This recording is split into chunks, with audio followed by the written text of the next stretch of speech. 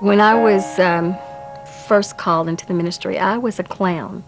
My clown name was called Charity. My little girl and I would dress up as clowns, and we would teach Sunday school, or we would go out in the park and talk to children.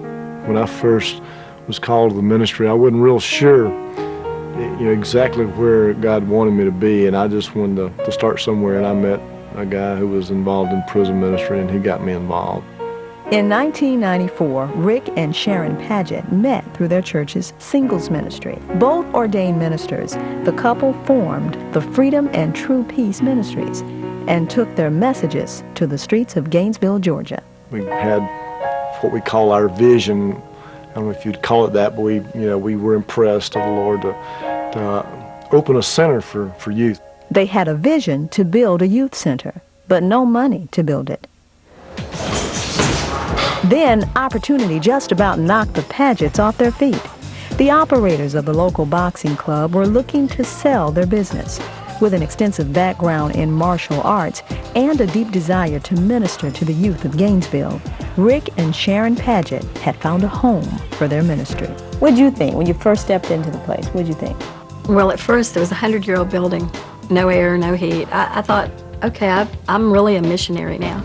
Twice a week, as many as 100 black and Hispanic youth would gather at the center to train, to learn, and to be loved. I have seen some former gang members come to the boxing club at first as almost like a joke, and then actually become a part of it and see and see what we're about and what Sharon and Rick are doing, and actually leave the gangs.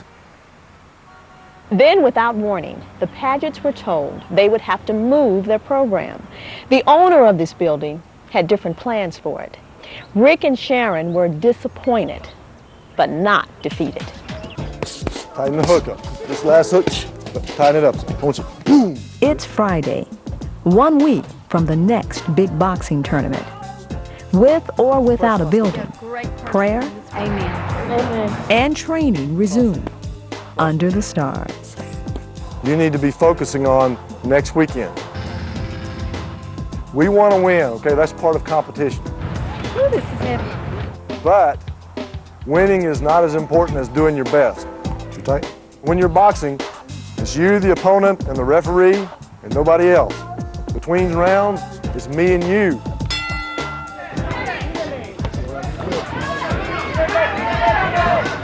We're hoping to get a gym soon. We'll be praying to God to help us out. How does that make you feel to hear somebody, to hear one of your kids say something like that? Makes me feel good. Makes me feel like what we've been saying is actually sinking in. It's like, yes, Lord.